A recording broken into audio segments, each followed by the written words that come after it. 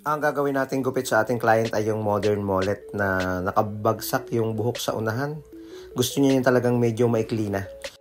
Bilang isang traditional barber, syempre bago pa lang din tayong nag-uumpisang mag-aral ng mga sectioning, precision cut, pinipilit nating matutunan yan para kapag natuto na tayo, ay pwede na rin akong mag-share sa inyo ng mga ganitong klase ng procedure.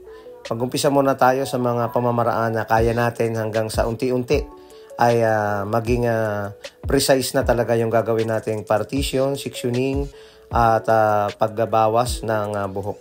Sa ngayon, kung ano muna yung makikita ninyo, at yun lang muna yung ating kakayanan sa ganitong pagbabawas ng buhok. Totoo talaga yung kasabihan na never stop learning. Walang katapusang pag-aaral ng pagugupit. Lahat ng technique, lahat ng procedure, lahat ng mga katawagan at iba't ibang klase ng proseso ay kailangan nating matutunan. Sabi nga, wala namang nag-umpisa na marunong na agad, kaya may proseso yan. Huwag tayong magmadali. Kailangan nating tiyagain.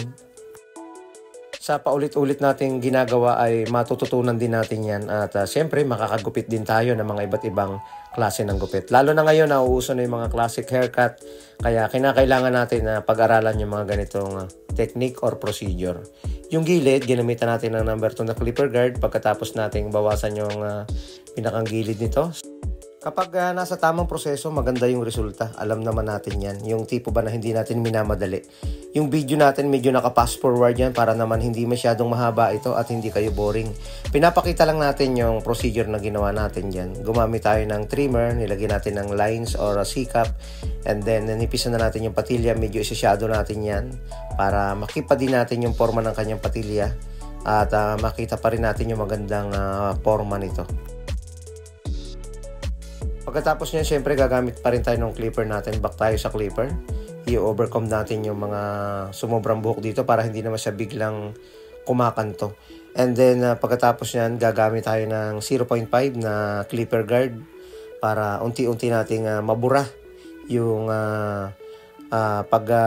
nipis dito sa kanyang patilya, maging balanse.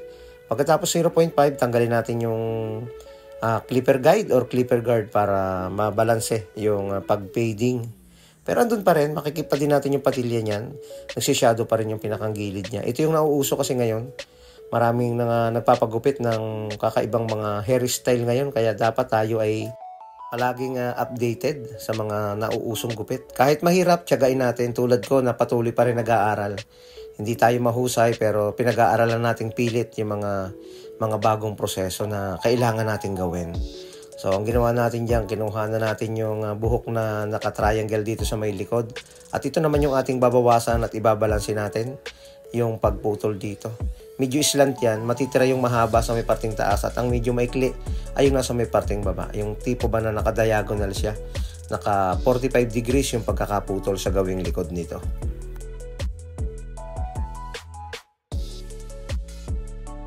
Next natin yung ibabaw, basahin natin muli at kunin natin yung pinakang gitna.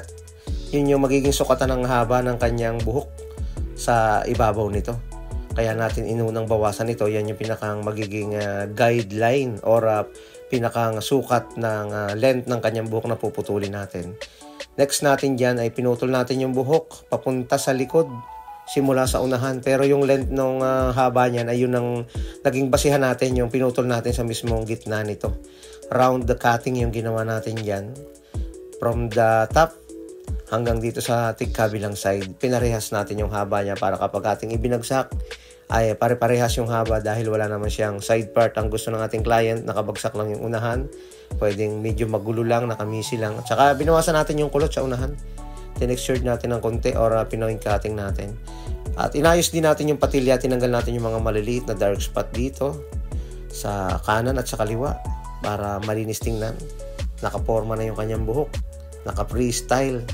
Andyan pa rin, nakip pa rin natin yung haba at nakontrol natin yung nipis at haba nito. Pero yung forma, talagang okay na okay.